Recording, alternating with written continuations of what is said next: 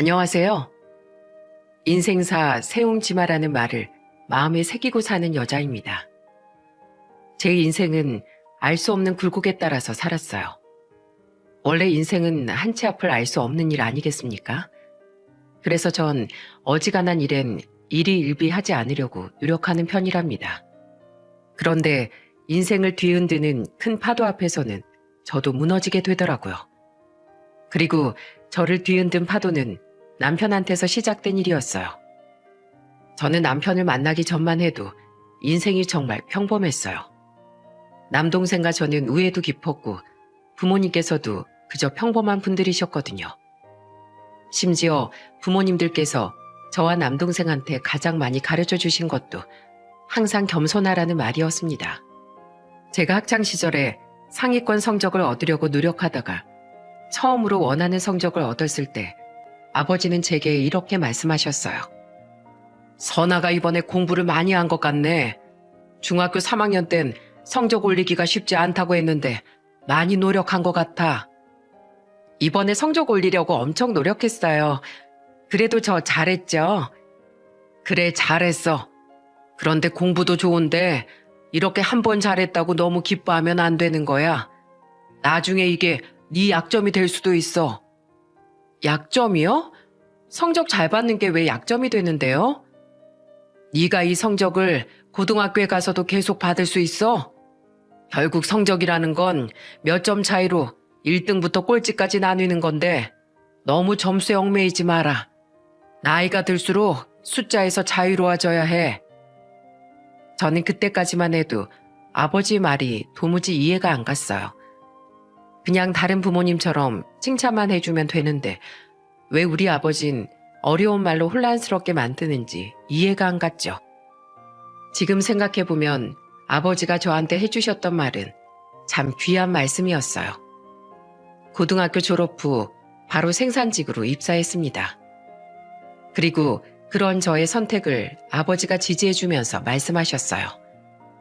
저희의 삶을 있는 그대로 응원해주시는 분들이셨습니다. 그래서 저는 지금까지 살아오면서 부모님과 크게 부딪히며 살아본 적이 없었어요. 이제 와서 생각해보면 부모님께서 그만큼 저희를 믿어주셨던 것 같아요.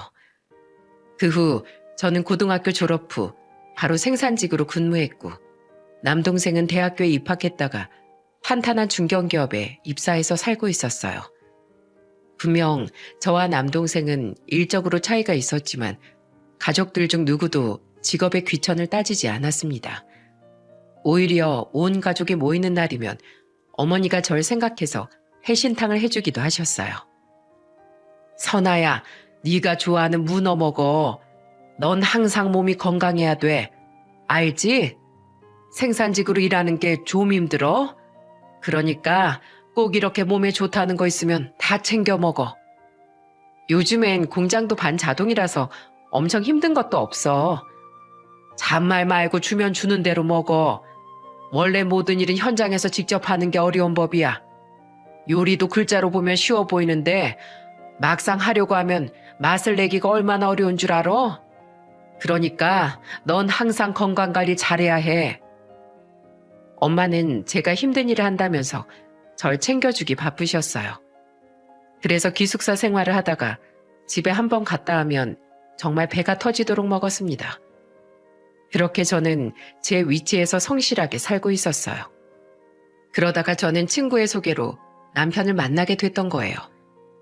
중소기업에 다니고 있던 남편은 듬직하고 배려심이 깊은 사람이었습니다. 처음 소개팅을 할 당시에 저는 남편한테 이런 질문을 했어요.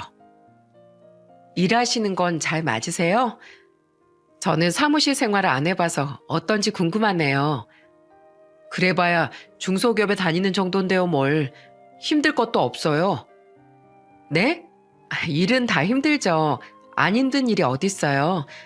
제가 TV에서 본 적이 있는데 일이 붙는 일들은 다 힘든 일이래요. 그래도 5년차 정도 됐으면 할 일이 많으실 것 같은데요. 그렇긴 하죠. 저도 대리 달고 나니까 뒤돌면 할 일이 있고 겨우 끝냈다 싶어도 또 일이 생겨요. 그것 봐요. 그게 다 성철 씨가 믿을만 하니까 회사에서도 믿고 맡겨주는 거잖아요. 회사가 바보도 아니고 일 못하는 직원한테 일을 맡기겠어요? 중소기업이잖아요. 작은 회사니까 아무래도 있는 사람 굴리려고 일을 주는 걸 거예요. 저는 자존감이 낮은 남편의 말이 마음에 걸렸어요. 사람이 중소기업이나 중견이나 대기업이나 어차피 다 먹고 살려고 다니는 일 아니겠습니까? 그런데 자기 직업에 대해선 한없이 작게 말하면서 뜬금없이 남편이 말을 돌리면서 말하는 겁니다. 선아 씨야말로 생산직으로 일하다 보면 기술이 생기지 않아요? 정말 대단하신 것 같아요. 저도 생산직 입사하고 싶었는데 애매하게 중소기업이나 다니고 있어요. 애초에 대학교도 안 가고 싶었는데 어머니가 대학교 가야 한다고 엄청 뭐라 하셨거든요. 정말요? 대학교는 선택인데 억지로 간다고 공부가 돼요? 학교 생활은 그래서 재밌으셨어요? 그래도 학교 생활이니까 열심히 하긴 했어요. 근데 아무래도 가고 싶어서 간 학교가 아니다 보니까 억지로 했었죠. 배운 게 많긴 한데 아쉬운 점이 많아요. 전 나중에 자식이 생기면 알아서 선택하고 자유롭게 살게 해주고 싶어요. 와, 저도요. 전 부모님께서 제가 하고 싶은 길로 가게 그냥 두셨거든요. 그래서 저는 다 제가 선택한 것들이라 후회하는 것도 제 몫이에요. 내가 하겠다고 나서서 이러고 사는 건데 누굴 탓하겠어요? 근데 또 이렇게 살아보니까 저희 부모님이 참 현명하셨던 것 같아요. 그래서 저도 자식이 생기면 부모님처럼 적당한 거리를 두고 키우려고요. 자식이랑 적당한 거리를 둔다는 말이 너무 좋은 말인 것 같네요. 선아 씨가 이렇게 밝고 긍정적인 이유는 다 부모님 영향인 것 같아요. 맞아요. 전 저희 부모님께 정말 감사해요. 너무 부럽네요. 이렇게 얘기를 해보니까 제가 선아 씨한테 배울 게 참 많은 것 같아요. 남편이 저한테 배울 게 많다는 말에 조금 놀랐습니다. 솔직히 객관적으로 놓고 보면 대학교까지 졸업한 남편이 저한테 뭘 배울 게 있겠습니까? 하지만 남편이 말한 배울 점은 지식이 아니라 삶의 지혜 같은 것들이라는 걸 뒤늦게 알게 됐어요. 남편은 저와 대화를 나누는 게 즐겁다면서 여러 번 약속을 잡았습니다. 저도 그런 남편과 대화를 나누는 게 즐거워서 자주 만나는 사이가 됐던 거예요. 그러다가 자연스럽게 연인으로 발전하게 됐고 30 초중반에 만난 저희는 결혼 준비까지 하게 됐습니다. 그때 저는 남편과 처음으로 시댁에 인사 갔다가 저희 집과는 완전히 다른 모습에 크게 당황했어요. 남편은 집안 장남이었고 시동생이 2명 있었습니다. 시댁에 남자만 3명이다 보니 집안 분위기가 괜히 군대 같은 느낌이었어요. 그런데 의외로 시부가 엄청 인자한 목소리로 저한테 친근하게 말씀해 주셨어요. 우리 성철이가 30 중반이 되도록 결혼 얘기를 꺼내본 적이 없는데 이렇게 임잘 만나서 결혼하게 될 줄은 몰랐네. 회사 다닌다고 했나? 네, 아버님. 저는 생산직으로 일하고 있어요. 목소리 한번 씩씩해서 마음에 쏙 드는구만. 사람이 항상 패기가 있어야 돼. 제가 시부와 웃으면서 말하자 갑자기 옆에서 지켜보던 시모가 비아냥거리며 말했습니다. 고졸이면 패기라도 있어야지. 근데 그것도 심하면 그냥 객기 부리는 거 알지? 저는 시모의 말에 당황했어요. 그러자 시부가 시모를 막으면서 말했습니다. 당신 그게 무슨 소리야? 그러는 당신은 대학 졸업장이 있어? 가방끈 짧은 걸론 어디서 둘째 가라면 서러울 사람이 왜 이래 유치하게. 당신 누구 편이야? 그런 말을 여기서 뭐하러 해? 편이 어딨어 편이. 당신이야말로 유치하게 그런 말로 편 좀 가르지 마. 왜 그래 도대체? 난 내 자식들 다 대학교 졸업시켰잖아. 요즘 시대에 대학 졸업장 없는 사람이 어딨어? 당신 엊그제까지만 해도 우리 장남한테 뭐라고 했어? 지방대 나왔다고 무시했지? 당신한테 만족이라는 게 있기는 해? 적당히 좀 해. 당신 그러다 진짜 큰 코 다쳐. 자꾸 헛소리 할 거면 그냥 나가서 혼자 밥 먹고 들어와. 애들 혼사까지 참견해서 이래라 저래라 하면 나 정말 가만히 안 있을 거야. 시부가 화가 난 목소리로 말하자 시모는 그제야 더는 말을 안 하더군요. 그동안 시부도 많이 참아온 듯한 목소리로 말하는 걸 보니까 남편이 그동안 어떤 소리 들었을지 그려졌습니다. 그런데 시부는 시모와 완전히 반대되는 성격이었어요. 시모한테 단호하게 말했던 시부가 다시 다정한 목소리로 절 보며 말씀하셨어요. 난 대학 졸업장이 뭐가 대단한지 모르겠어. 있으면 써먹을 때가 있긴 하겠지만 그래도 인생 사는데 그렇게 중요한 것도 아니지 않나? 그럼요. 저도 이제껏 잘 살아왔는걸요. 사람들이 어떻게 다 같은 길로만 가겠어요? 이런저런 방법으로 각자 사는 거죠. 그래, 우리 예비 며느리가 아주 생각하는 게 의젓하구만. 자자, 어서 들어요. 아버님도 어서 드세요. 어머니께서 음식 솜씨가 너무 좋으세요. 젓가락이 어디로 먼저 가야 할지 모르겠어요. 어머님, 잘 먹겠습니다. 저는 퉁명스럽게 말한 시모였지만 그래도 처음엔 살갑게 대하려고 노력했어요. 중간에서 시부가 노력해 주시니까 저도 친근하게 다가가려고 애를 썼습니다. 날이 선 시모와 다르게 시동생들도 참 좋았어요. 특히 막내 시동생은 저한테 장난스러운 목소리로 물었습니다. 우리 형이 잘해줘요? 집에서 말이 없어서 들어본 적이 없었는데 형은 어때요? 배려도 많이 해주고 착해요.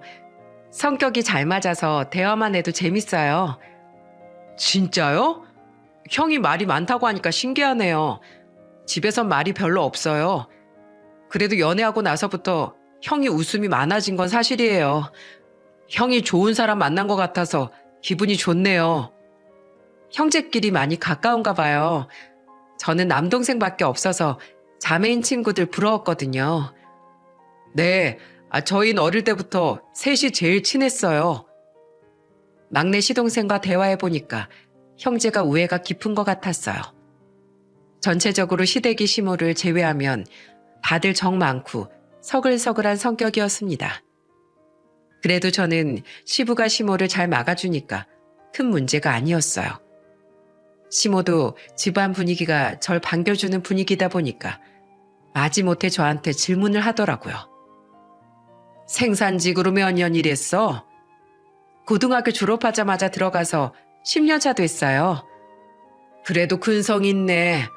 어린 나이에 회사 들어가서 버티기 힘들었을 텐데 대단해. 감사합니다. 처음에 좀 어렵긴 했는데 하다 보니까 또 버텨지더라고요.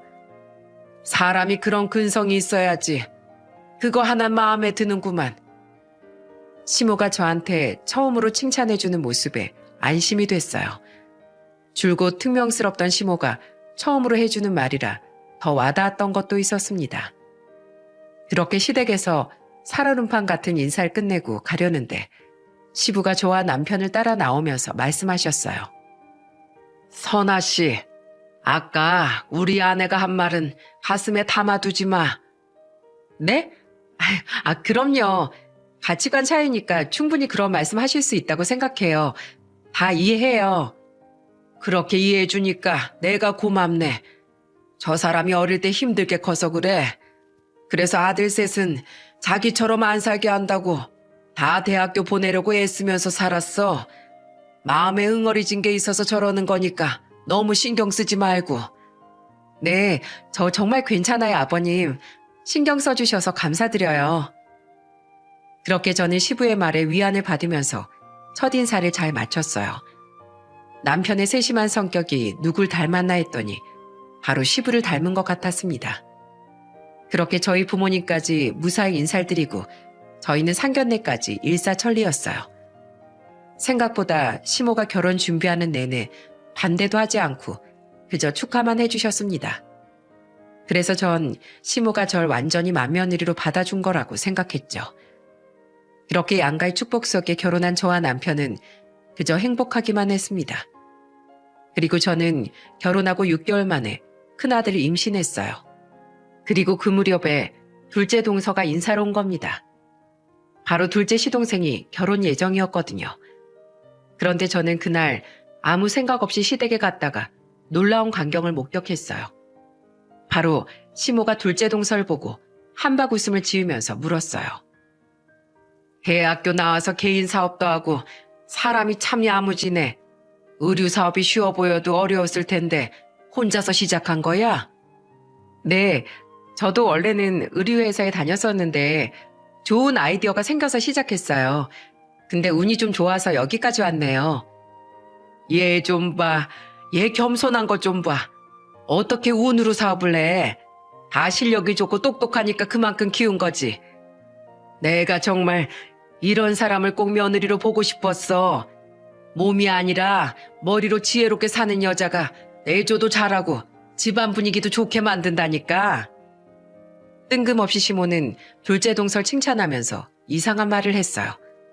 몸이 아니라 머리로 사는 여자가 필요하다는 시모의 말에 저는 기분이 좀 이상했죠.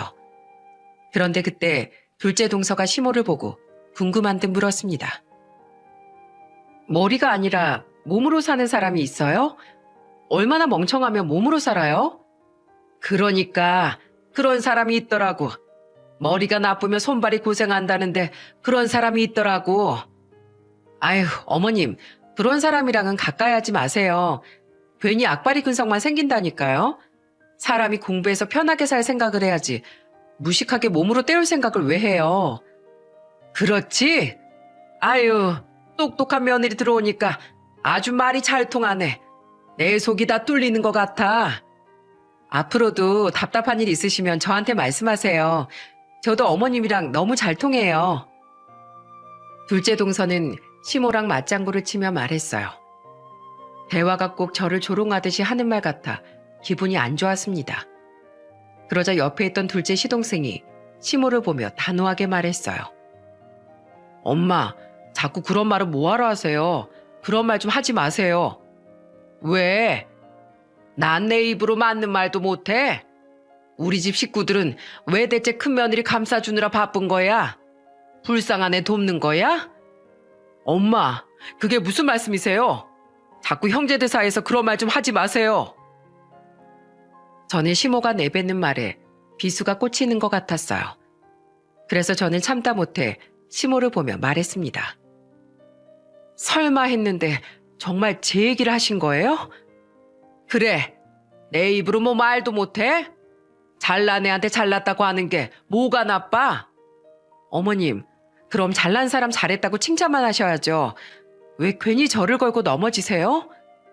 잘하는 애 잘한다고 하고 못하는 애는 못한다고 말한 거 가지고 왜 트집을 잡어? 이쪽은 사장님이고 너는 공순이잖아. 사장님이랑 공순이가 똑같아? 공순이라뇨?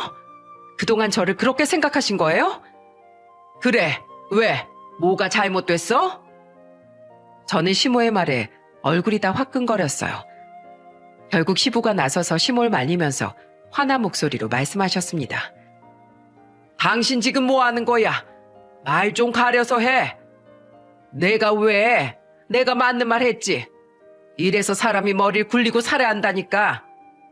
그러는 당신은 지금 머리 굴려서 사는 게 이거야? 제발 애들 사이에 껴서 이간질 좀 하지 말어. 얘 며느라, 일어나자. 나랑 나가자. 당신 뭐 하는 거야? 큰 며느리를 데리고 나가? 둘째 며느리 인사 왔잖아. 이런 상황에 무슨 인사를 해? 당신이 벌써 둘째한테 그런 식으로 말하는데 어떻게 살아? 그렇다고 이렇게 나가면 어떡해? 이 꼴 바라고서 그렇게 말한 거 아니야? 내가 몇 번이나 말했어. 애들 줄 좀 세우지 말라고 했지? 이제 며느리들까지 줄 세울 거야? 사람이 대체 몇 살까지 그렇게 살 거야? 아이고, 내가 잘못했어요, 여보. 진정해요. 내가 신이 나서 그랬어. 똑똑한 며느리 보고 신나서 그랬다고. 시부가 저를 데리고 나가려고 하자 시모는 시부를 잡고 사과했어요. 한바탕 소동이 시작되니까 둘째 동서도 시부를 보면서 말했습니다. 아버님, 진정하세요.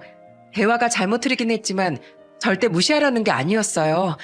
그러니까 진정하세요. 너도 그러는 거 아니다.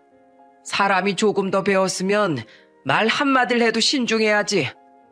네, 제가 좀 더 진중하게 할게요. 그러니까 고정하세요, 아버님. 시부는 시모와 둘째 동서의 말에 다시 자리에 앉았습니다. 그러면서 시부가 가족들을 보면서 호통을 치며 말씀하셨어요. 말이라는 게 한 번 뱉으면 못 주워 담는 거 몰라? 왜들 그렇게 쉽게 말해? 내가 힘들면 남들도 그만큼 힘들다는 걸 알아야지.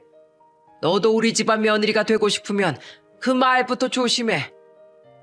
시부의 호통에 둘째 동서가 풀이 죽은 목소리로 말했습니다. 네, 아버님, 조심할게요. 죄송합니다. 저는 어머님이랑 대화하다 신이 나서 저도 모르게 실수했어요. 정말 아무것도 몰랐어요. 그러자 시모가 한숨을 푹 내쉬면서 말씀하셨어요. 다 내 잘못이야. 그만해. 큰 며느리한테도 내가 미안하다. 대화하다 보니까 그렇게 됐어. 시모가 절 보면서 사과하자 저는 답답한 목소리로 말했습니다. 어머님, 말 한마디에 상처를 받기도 하고 또 힘을 내기도 해요. 그러니까 앞으로는 조심해 주셨으면 좋겠어요. 물론 고의는 아닐 거라고 생각하지만 좀 더 조심해 주셨으면 하는 마음입니다. 그래, 내가 미안했다. 그렇게 둘째 동서는 시댁에 처음 인사를 온 날부터 큰 불난거리를 만들었어요. 그래도 그때는 아직 시댁에 대해 잘 모를 때니까 둘째 동서가 실수할 수 있다고 생각했죠. 그렇게 둘째 시동생이 결혼하게 됐고 그때부터 제 결혼 생활은 이상한 방향으로 흘러갔습니다. 제가 첫째 아들을 낳고 둘째까지 낳는 동안 셋째 시동생까지 모두 결혼을 하게 됐어요. 둘째 동서는 딸을 한 명 키우고 있었죠. 그런데 시댁에 모이면 둘째 동서가 절 보면서 이런 말을 하더라고요. 형님은 애들 영어 유치원 안 보내요? 미리 준비해야 되잖아요. 난 애들 일반 유치원 보낼 거야. 한글을 먼저 알아야 영어를 배우지. 에이, 형님 뭘 모르신다. 영어를 한국어처럼 배워야 동시에 2개국어를 하죠. 요즘 같은 시대에 영어 못하면 금방 뒤떨어져요. 그래도 순서가 있지. 한글을 먼저 배워야 영어를 배우지. 어머, 애들 수준 떨어지게 키우시네요. 제가 좋은 영어 유치원 알려줄게요. 동서, 수준이 떨어진다니. 애들이 영어 유치원 가야만 수준이 올라가는 거야? 내가 볼 땐 그런 생각에 애들을 망치는 것 같은데 난 애들 그렇게 안 키울 거야. 필요하면 동서나 해. 나중에 애들이 형님 원망해요. 노는 물이 다르게 해줘야 애들이 특별하게 크죠. 형님이 공장 다니니까 정보가 떨어져서 그래요. 요즘 엄마들 치맛바람 세다니까요. 동서, 내가 다니는 공장이 왜? 나도 같은 엄마들끼리 잘하고 있어. 그러니까 자꾸 말을 그런 식으로 좀 하지 마. 나 너무 불편하니까. 어머, 제가 입방정을 떨었네요. 어차피 영어 유치원 가고 싶다고 해서 다 가는 것도 아닌데 그럼 저만 알아볼게요. 저는 언제부턴가 둘째 동서가 자꾸 얄미워졌어요. 그런데 이런 상황에 더 속을 긁는 사람이 누구였는지 아십니까? 바로 시모였어요. 시모와 둘째 동서는 손발이 척척 맞는 짝꿍 같았어요. 게다가 둘째 동서가 의류 사업을 하다 보니까 경제적으로 여유로웠습니다. 그래서 맨날 시모랑 같이 비싼 마사지도 받으러 다니기도 했죠. 그날도 둘째 동서가 시모랑 같이 마사지를 받고 온 날이었습니다. 그런데 시모가 저와 둘째 동서가 하는 이야기를 듣더니 저한테 비아냥거리며 말했어요. 넌 좋은 정보를 알려줘도 받아먹질 못해. 넌 얘랑 가족으로 만났으니까 알고 지내지. 안 그랬으면 만나지도 못했어. 사장식이나 되는 사람이 좋은 정보 알려주면 그냥 하지. 뭘 그렇게 말이 많어? 저는 애들 키우는 일까지 간섭하는 시모가 이해가 안 갔어요. 그래서 시모한테 단호하게 말했습니다. 어머님, 애들 문제는 제가 알아서 해요. 그러니까 그런 말씀 안 해주셨으면 좋겠어요. 그래, 됐어. 얘 둘째 며느라. 너 그런 얘긴 네 동서한테 해. 걔가 대기업 다녀서 너랑 말이 통할 거야. 시모는 정말 시부의 말처럼 며느리들마저 줄을 세우고 있던 거예요. 원래 집안에서 시모 혼자서 이것저것 따질 땐 별 힘이 없었지만 맞장구를 쳐주는 둘째 동서 때문에 힘들었어요. 그런데 그때 셋째 시동생 부부가 대기업 사내 부부였던 겁니다. 그래서 시모가 둘째 동서한테 그런 정보는 셋째 동서랑 하라고 한 거예요. 그래서 둘째 동서가 셋째 동서한테 가서 신이 난 목소리로 말했습니다. 동서, 임신 계획 중이라면서? 나 주변 사람들이 추천해주는 애들 영어 유치원이 있는데 다음 주에 설명회 한대. 같이 가볼래? 영어 유치원이요? 그걸 뭐하러 들어보러 가요? 왜 가냐니? 나중에 애 나오면 영어 유치원 안 보낼 거야? 난 우리 애 돌 지나고부터 준비 중인데도 접수하면 줄 서야 한대. 우리 딸 유치원 갈 때쯤에 맞춰서 보내려면 미리 해야 한다니까? 에이, 형님, 그거 너무 오버하시는 거 아니에요? 한글도 못 된 애들한테 무슨 영어예요. 순서가 있지. 앞으로 배워야 할 과목이 몇 갠데 영어 유치원으로 보내요. 아니, 영어는 미리 자연스럽게 배우면 좋으니까 그래서 미리 알려주는 거지. 저번에 뉴스 보니까 애들한테 조기 교육이 더 치명적이래요. 뭐든지 자연스럽게 배워야지 먼저 배운다고 잘 배우는 거 아니라고 하던데요. 그러니까 형님도 그냥 일반 유치원 알아보세요. 셋째 동서의 말에 저는 웃음이 새어나왔어요. 둘째 동서는 김샘 표정으로 입을 꾹 다물더군요. 그러더니 시모가 셋째 동서를 보며 말했습니다. 넌 왜 좋은 정보를 알려줘도 못 받아먹어? 네 형님 사장이잖아. 따라만 하면 너도 잘 될 텐데 왜 그러냐? 전 괜찮아요. 남편이랑 전 애들 자유롭게 키울 거예요. 우리 집은 어째 둘째만 야무진 것 같네. 아유, 답답해서 원. 시모는 괜히 셋째 동서가 같이 호응을 안 해주니까 툴툴거렸어요. 정말 시댁에 다 같이 모이면 둘째 동서와 시모 때문에 언성이 높아질 때가 많았습니다. 그래도 여러 가족이 시모와 둘째 동서 말에 맞장구 치지 않으니까 금세 넘어갔어요. 하지만 시간이 흐를수록 둘째 동서와 시모 사이는 각별해져만 갔습니다. 그러던 어느 날 남편이 다니던 회사 경영 악화로 해고가 된 거예요. 그때 남편은 비장한 각오라도 하듯이 말했습니다. 여보, 나 퇴직금으로 가게나 차려볼까? 가게? 당신이 가게를 어떻게 운영하려고? 어차피 가게 차려두면 당신이랑 나랑 같이 운영할 수도 있고 애들 보기도 수월할 거 아니야. 지금도 당신 막내딸 아프면 회사에서 조퇴하고 나오는 거 눈치 보인다면서. 그렇긴 한데 그렇다고 가게를 차린다고 잘 되겠어? 내가 좀 알아봤는데 프랜차이즈 가게를 개업하면 그래도 회사원 월급만큼은 번다더라. 본사에서 다 알아서 홍보해주니까 우린 장사만 하면 된대. 그래도 장사가 괜찮을까? 우리 같이 하면 되는데 다 할 수 있어. 나도 애들한테 떳떳한 아빠가 되고 싶어서 그래.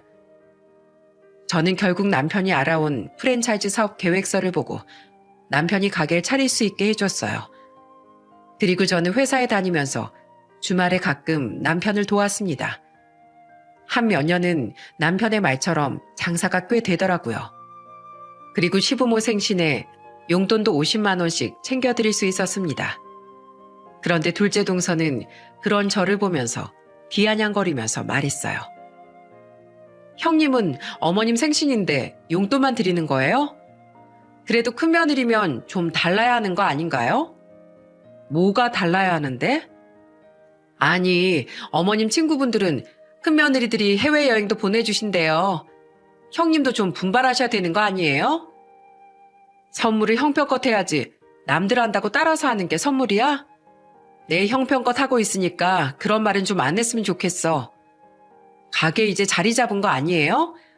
나 같으면 어머님 여행 보내드릴 것 같은데 엄청 쪼잔하시네요. 그쵸, 어머님? 어머님 해외여행 둘째 며느리가 보내드릴게요. 둘째 동서가 시모를 보면서 말하자 시모가 손뼉을 치며 말했습니다. 내가 정말 둘째 며느리 없었으면 어쩔 뻔했니? 어머님 걱정 마세요. 제가 보내드리면 되죠. 그러니까 친구분들 만나서 해외여행 간다고 자랑하세요. 내가 정말 네 덕분에 산다. 큰며느리라는 것은 돈이 있어도 쓸 줄도 모르는데 내가 아주 네 덕분에 살아. 그러니까요. 돈이야 있다가도 없고 없다가도 생기는 건데 대체 왜 그러나 모르겠어요. 마음 넓은 네가 이해해라. 네 덕분에 해외여행을 몇 년 만에 가보게 생겼네. 얘 큰 며느라, 넌 뭐 느끼는 것도 없니? 시모는 아예 대놓고 저한테 느끼는 게 없냐면서 물었어요. 정말 어처구니가 없었지만 저는 침착하게 말했습니다. 형편 되는 사람이 하면 됐죠. 어머님, 오랜만에 잘 다녀오세요. 너처럼 뻔뻔하게 살면 아주 오래 살 것 같다. 넌 네 동서 반이라도 닮아봐. 정말 시모는 사사건건 둘째 동서랑 대놓고 비교를 했어요. 그러자 셋째 동서가 시모를 보며 말하더군요. 어머님, 잘 됐네요. 둘째 형님이 해외여행 보내드리면 저랑 큰형님이 드린 용돈 가지고 가시면 될 거 아니에요. 잘 됐네요. 그럼 일석이조네요. 둘째 형님이 역시 통이 커요. 너도 참 속 편하다. 아유, 내가 며느리는 둘째 며느리만 인정해. 시모가 이렇게 말할 정도로 둘째 동서는 시모한테 노골적으로 선물 공세를 했어요. 그런데 여러분, 얼마나 웃긴 일이 있었는지 아십니까? 바로 둘째 동서가 시모한테 눈썹 문신을 해준다고 직접 예약까지 해서 같이 갔던 적이 있었어요. 그런데 며칠 뒤 저는 남편과 애들을 데리고 시댁에 갔다가 기겁을 하고 말았습니다. 바로 시모의 눈썹이 정말 김이라도 붙여둔 것처럼 짱구 눈썹을 하고 있는 거예요. 그래서 저는 놀란 목소리로 시모를 보며 물었습니다. 어머님, 눈썹이 왜 그러세요? 매직으로 그리셨어요? 뭐? 매직? 야, 눈썹 문신 받고 온 거잖아. 안목이 그렇게 없어. 안목이 없는 게 아니라요. 어머님 지금 얼굴에서 눈썹밖에 안 보여요. 너무 심한데요? 넌 무슨 말을 그렇게 해? 한 번이라도 이런 거 해준 적 있어? 그런 눈썹이면 안 하는 게 낫겠어요. 됐어. 나도 얼마나 속상한 줄 알아? 시모는 내색은 안 해도 눈썹이 망해서 난감해 보였어요. 그런데 둘째 동서가 오니까 시모는 태세 전환을 하더니 호들갑을 떨면서 말하는 겁니다. 어머, 우리 둘째 며느리 왔네. 어머님, 저 왔어요. 눈썹 모양 너무 예쁘세요. 시간 지나면 점점 옅어진다고 하니까 조금만 기다려보세요. 출국하기 전에 완전 예쁠 거예요. 지금도 난 마음에 들어. 괜찮아. 그렇죠? 역시 어머님이 미적 감각이 있으시다니까요. 정말 시모는 둘째 동서 말이라면 반박조차도 안 했어요. 진짜 웃기지 않습니까? 그래도 시모는 둘째 동서 덕분에 괌으로 해외여행도 다녀오고 잘 지내고 있었어요. 그 후 시간이 흘러서 저와 남편은 불경기의 늪에 빠져 가게가 휘청이기 시작했습니다. 가게 매출이 뚝뚝 떨어지면서 애들 키우는 것도 빠듯할 지경이었어요. 심지어 가게 대출 이자에다가 생활비까지 저 혼자 버는 월급으로 내 식구가 생활하기엔 너무 빠듯했습니다. 그래도 남편은 이겨내보려고 애를 썼어요. 하지만 결국 불경기를 이겨낼 수 없었고 결국 저희 부부는 살던 집을 내놓을 수밖에 없었습니다. 그때 큰아들이 13살이었는데 가게 문을 닫고 이사갈 준비하는 걸 보고 물었어요. 엄마, 우리 집 망했어요? 아빠가 가게만 정리한 거야. 아직 안 망했어. 근데 우리가 이사가는 집이 월세라서 앞으로는 좀 아껴 살아야 돼. 그럼 앞으로 치킨도 한 번만 먹어야겠네요. 아니야. 그래도 먹고 싶은 건 엄마가 사줄게. 엄마 힘내세요. 제가 항상 엄마 응원할게요. 그래, 고마워, 우리 아들. 이제 막 13살이 된 아들이 너무 든든하게 느껴졌어요. 남편이 가게도 망하고 월세방으로 옮기면서 일용직 아르바이트를 하러 다녔어요. 저는 그런 남편에게 힘을 북돋아주며 말했습니다. 여보, 힘내. 우리 아직 40대야. 그러니까 언제든지 다시 일어설 수 있어. 나 때문에 미안해. 당신 힘들게만 하고 미안해 정말. 아니야. 난 당신이 가족들 위해서 했던 일이니까 괜찮아. 그러니까 앞으로 우리 일어설 준비만 하자. 저는 남편이 다시 일어설 수 있게 아낌없이 응원했습니다. 그런데 저희가 형편이 어려워져도 변하지 않는 게 하나 있었습니다. 바로 시모였어요. 큰아들이 가게가 망했는데도 무슨 말을 했는지 아십니까? 돈 쥐고 베풀지도 않을 때부터 알아봤어. 그렇게 욕심을 부리니까 망하지. 어머님, 저희가 또 언제 욕심을 부려요? 저희 안 그래도 힘드니까 제발 그만 좀 하세요. 정말 시댁에 한번 갔다 하면 시모한테 별의별 소리를 다 들었어요. 그리고 그 옆에서 부채질하는 둘째 동서가 제일 얄미웠습니다. 그런데 몇 주 뒤 시모의 생신이 다가온 거예요. 어려운 시기에 시모 생신은 참 부담스러운 날이었네요. 그때 저는 남편한테 조심스럽게 말했습니다. 여보, 어머님 생신에 20만 원 정도 드려도 될까? 매년 50만 원 했는데 우리가 사정이 안 좋아졌잖아. 그래, 그렇게 하자. 아예 안 드릴 순 없고 그 정도만 해도 이해하실 거야. 우리 마음이니까 잘 받아주셨으면 좋겠다. 저는 시모의 용돈을 챙기면서도 마음이 불편했어요. 그리고 떨리는 마음으로 시댁에 애들을 데리고 갔습니다. 그런데 그날 둘째 동서는 시모한테 줄 금목걸이의 용돈까지 가져왔더군요. 그러자 시모는 입이 귀에 걸린 채 말했습니다. 우리 동네에서 나만 금목걸이가 없었는데 내가 둘째 며느리 덕분에 금목걸이를 다 해보네. 이것도 제가 처음 해드리는 거예요? 아유, 형님이 너무 소홀하셨다. 말도 마. 난 너 없었으면 친구들 사이에서 기죽어 살 뻔했어. 그래도 전 어머니께 이렇게 처음 선물해드리는 영광을 누릴 수 있어서 좋아요. 가만 보면 둘째 동서가 시모와 제 사이에서 싸움을 부채질하는 것 같았습니다. 하지만 선물 준비하는 건 자유니까 제가 뭐라고 할 수는 없었어요. 저는 시모한테 봉투를 건네드리면서 말했습니다. 어머님, 생신 축하드려요. 저희가 요즘 형편이 안 좋아서 성심껏 챙겼어요. 말이 긴 거 보니까 얼마 안 넣었구만. 어디 보자. 시모는 제가 건넨 봉투를 확인해 보더니 봉투를 생일상 위에 던지며 말했습니다. 20만 원? 넌 내가 20만 원짜리로 보여? 네? 그게 무슨 말씀이세요? 그동안 50만 원씩 드리다가 처음으로 20만 원 드린 거예요. 그러니까 넌 왜 갈수록 금액이 떨어지는 거냐고? 내가 너한테 고작 20만 원짜리냐? 말해봐 이거사. 넌 맏며느리가 돼가지고 이것밖에 못해? 시모가 잔뜩 화가 나서 봉투를 툭툭 치다가 급기야 저한테 미역국을 쏟아버리셨어요. 그러더니 악에 받친 목소리로 소리쳤습니다. 이런 싸구려 국도 다 치워버려. 어머님, 지금 뭐 하시는 거예요? 이딴 싸구려 국이나 끓여주려고 시집 왔냐? 네가 그러고도 맏며느리야? 저는 너무 화가 나기도 하고 억울해서 눈물이 맺혔습니다. 그런데 그 순간 옆에 있던 아들이 시모를 보고 소리쳤습니다. 할머니, 왜 우리 엄마한테 음식을 던져요? 선생님이 그렇게 음식 같은 거 던지는 거 아니랬어요. 뭐야? 어린 게 뭘 안다고 어른들 말하는데 끼어들어? 저 다 알아요. 할머니가 우리 엄마한테 함부로 하는 거 다 안다고요. 우리 엄마한테 함부로 하지 마세요.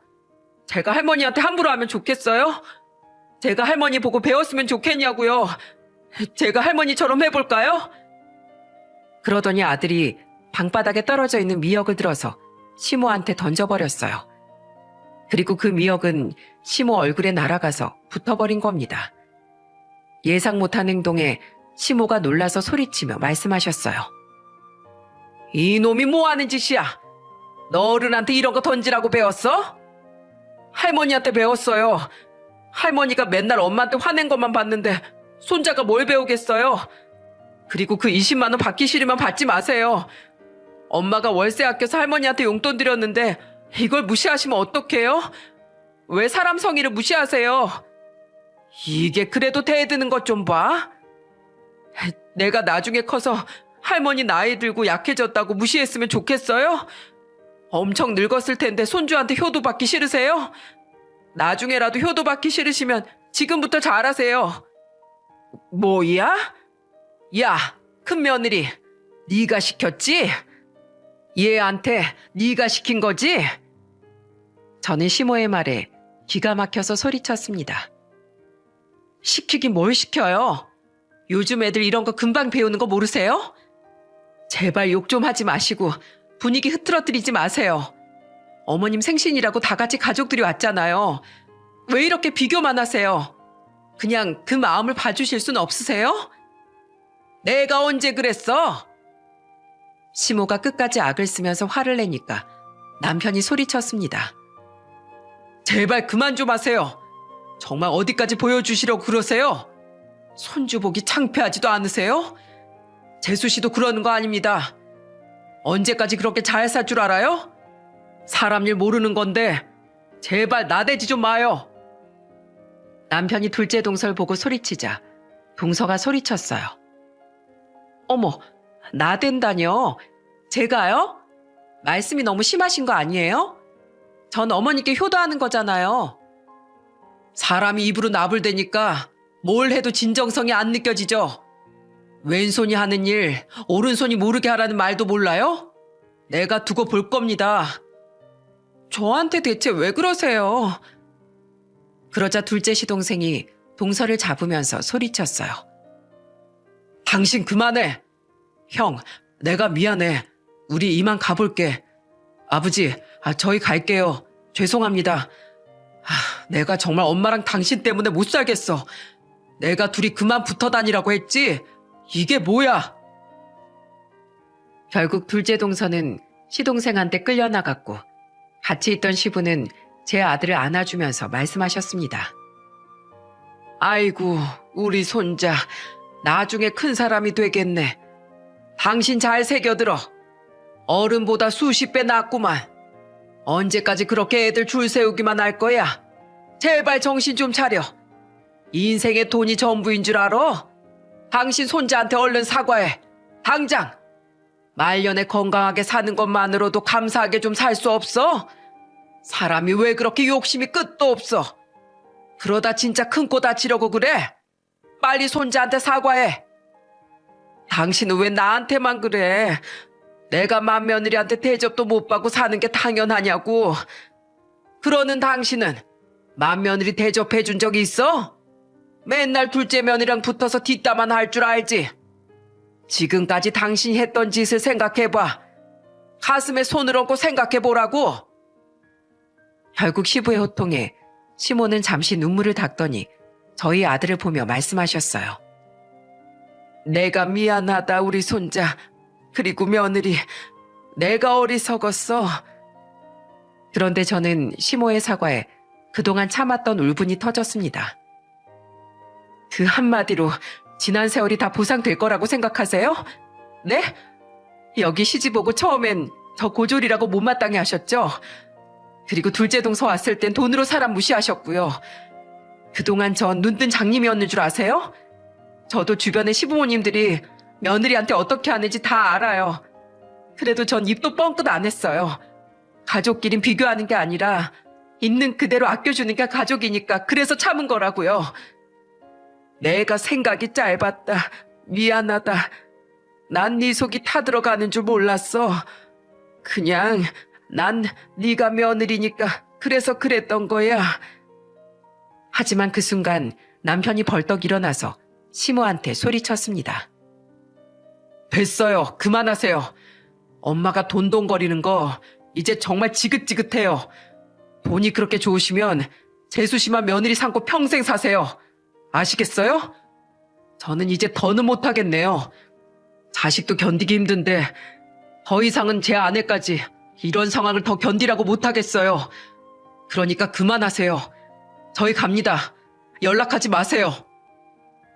결국 남편도 그동안 참았던 화가 폭발했고 저와 남편은 그렇게 시댁을 나와버렸어요. 그리고 집으로 돌아왔을 때 아들이 말했습니다.